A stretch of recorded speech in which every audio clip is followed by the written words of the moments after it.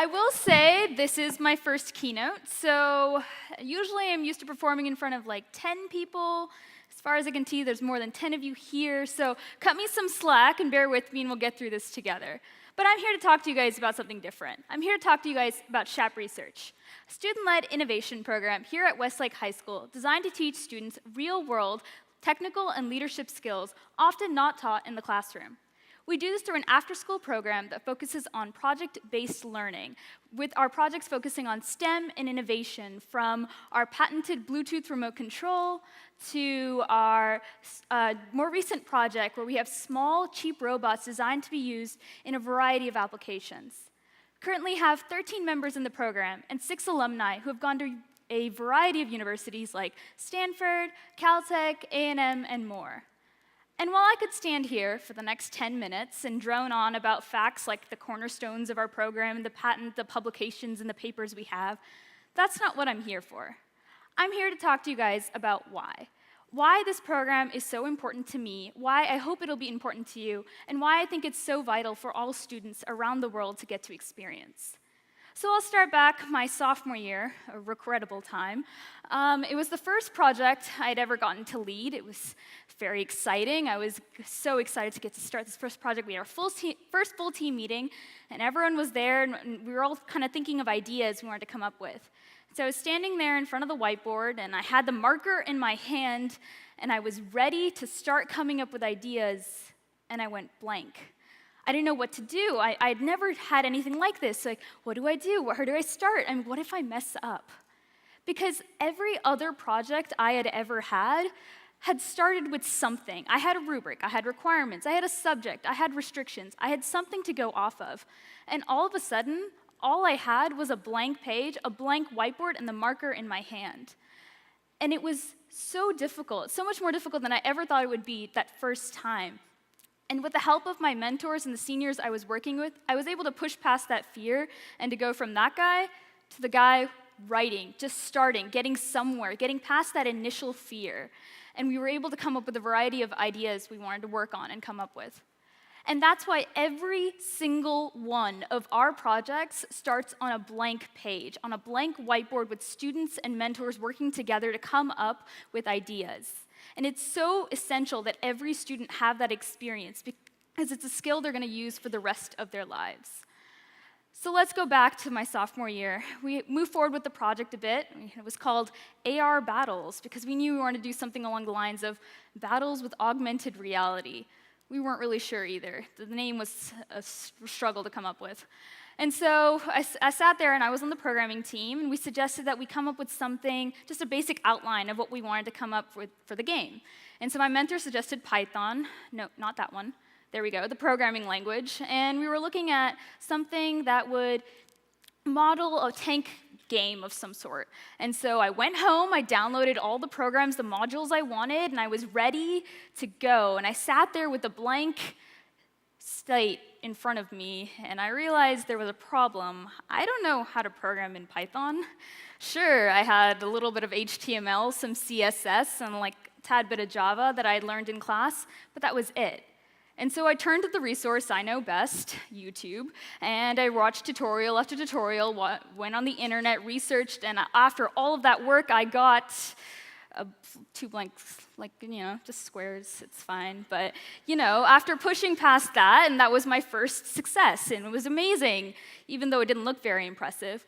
And so then after that, I tackled problem after problem, making the background blue, adding a line in the middle, a scoring system, and finally I had bullets, and so it somewhat resembled a tank game. Wasn't satisfied yet. I wanted pictures on there, and so there we go. We have pictures, and it's a tank, and it works. And so months later down the road, after we kept working at it and implemented the other subsystems in, we actually had a real game that students, teachers, adults, and kids could come over and play. Some of you may have seen it last year at iPadpalooza that we presented at both TEDx and Mini Maker if you're here in Austin. And that process is so important because every student thinks, okay, so we got the starting line, and then we've got the finish, and all we have to do is make the plan, and then everything works. Nothing's going to go wrong. That is until we start. And you move forward, and then you reach problem 1. And then you move forward past problem 1, you solve that, and you reach problem 2, and then 3, and 4, and 5, and it keeps going, because the problems come out of places that you didn't even know problems could come from, because you had a foolproof plan to begin with. And sure, after eventually you reach the finish line, and it's amazing, but the experience is so much more important. Because if students just went straight to the success, they wouldn't know how to push past those problems, a skill that's essential for the rest of your life and in the real world. Yeah, so that phrase, if you mention that to anyone in my high school class, you're gonna get this reaction, and they're gonna run away from that conversation. Because we've been taught and we've been conditioned to believe that the real world is this big, scary place that none of us want to have anything to do with. And while that may be true in some aspects, that mindset does have consequences. Because this means that we don't prepare ourselves for the real world, for our first job, or even an internship, to be able to have those skills that are necessary for reaching those places. So that's why with SHAP Research, we aim to teach these skills, like presentations, not only to their peers, but also to a board of directors that's going to grill them on all the parts of their project and make them defend every single part of it. On teamwork and on leadership, being able to adapt to whatever you've been put into, the situation that you have based on what you're looking to go into. And no matter what people go forward with, time management is essential. Sure, we learn it in high school because we have to, but it's also so important to be able to apply that outside of ourselves to projects that may go beyond 2 to 3 days, but reach weeks, months, or even years. And this one may come as a surprise to some of you, but emails. For many of you, you've grown up with emails, or at least you know how to use them. You know the etiquette that's necessary.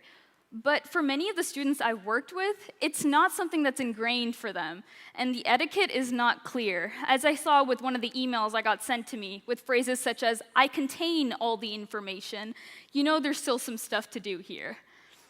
But beyond just the soft skills, we also have a lot of work on all of the technical skills that we intend to work on, from 3D printing to machining, Linux, Windows, C++, CAD. The possibilities are endless, and these are a great way for students not only to build up their resume and the skills they have, but to explore new fields they may have otherwise never gotten to see.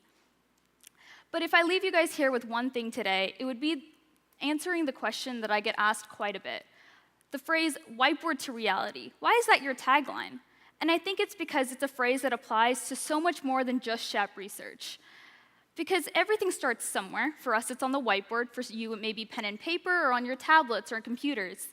And then you put down your projects, your ideas, your designs, your programs, and your dreams. And you push forward, and you put in all that effort over days, months, and years, and you reach whatever that form of reality is, of the real success that you were looking for. And it's so essential for every student to have that experience before they leave high school. Oops. So before we start up here with this video, I just wanted to end with, thank you guys so much, but if you want to look at this, watch this video, it's a little mini documentary, about 5 minutes long, miniest you'll probably ever see. And it talks about the origins as well as the future of what we hope to do with SHAP Research. Thank you. Hi, I'm Rachel Gardner. I'm the founder of SHAP Research. SHAP Research is an innovation program to try to add to the experience students get in a high school setting. The program teaches a lot of skills like programming and research and things like that, but a lot of the skills that they wouldn't normally be getting are things like teamwork or pitching to companies or working in a management framework the way they would in a company. SHAP Research really got started kind of out of random chance. My mentor on my robotics team came to me with this idea for a remote control to control the robots we had been building. And so I signed up not knowing what I was getting myself into. And a year later, we had a patent and over 150 of the devices sold. Hi, I'm Riya Aggarwal. I'm the current CEO of SHAP Research, and I'm currently working on the project DeltaBot. A lot of us didn't really know what the program was. We knew it was the thing that got us the Shapper, and that was let us drive our robots around, and it was a great invention. We didn't really realize it was more than that it was projects, that it was deadlines, that there was management. My name's Eric Rothfuss. I'm the chief mentor for SHAP Research and the founding mentor for SHAP Research. In school, what they do is by the numbers. You do this, and you get your grade. Everything works just great. But what happens when it's not prescribed? What happens when you don't know what the outcome is supposed to be. But with SHAP Research, your deadlines are self-made. You're working with your team, and it's a lot more personal and less about, oh, I need to get this certain number and then I'm successful. Many things happen. And one of the most interesting things that happen is that you start to rely upon yourself to set those goals, to set those milestones, but further to envision what the end goal is. That's the magic right there. Our motto in SHAP Research is from whiteboard to reality. And every one of our projects have started out on the whiteboard with a drawing, with a set of words, with bullets. From there it goes to paper, it goes to team, and then it goes to reality. Student teaching is a great way to learn new concepts. It's great to learn it from the teacher, from the curriculum, from the website, but students know how to teach others in the most understandable way.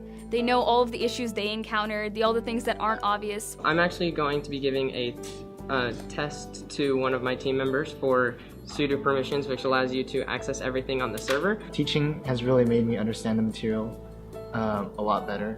When you're teaching yourself, you're like, well, I can send them a little bit, let them try it a bit, and I'm still here to help them out. If you throw in with that the ability to work in a management infrastructure, put in that as well, giving back to the other students, making it possible for you to take your learnings and give those to others, you build a whole wealth of skills that you wouldn't have otherwise learned.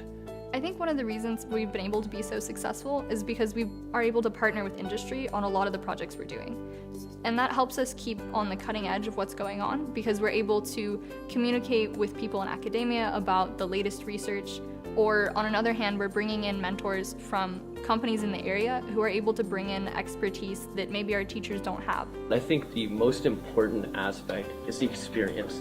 That's the reason I think businesses want you to have had a job beforehand. To make something like SHAP Research a reality, funding is an absolute necessity, but finding that money isn't easy. When it came time to fundraise for the program, we got a couple students together and we actually had the opportunity to work with a local venture capitalist to put together our slide deck and figure out how we were going to present it. And it was from that we actually got our first $5,000 grant for the program. Being a mentor for SHAP Research is one of the most amazing experiences I've had in my life. And working with a set of high school kids that can perform, as well as almost any startup that I've been a part of, is simply amazing. Before I came into SHAP Research, I knew absolutely nothing about computer science, computer development, or just frankly anything with programming. And after joining Chroma and participating with my team members and my peers and working with another student mentor, and I'm just constantly improving, and I couldn't have done that without SHAP Research. There was a whole other side to it that we didn't really experience or know about until later on when you're in the program. You're like, wow, these are skills I don't know how I live without. I remember coming into this not wanting to talk to anyone, not knowing the first thing about programming. I remember Coach Eric forcing me up there to market about the Shapper. And now I'm speaking at education conferences and I'm heading off to Stanford. So I don't know what I would be without it necessarily.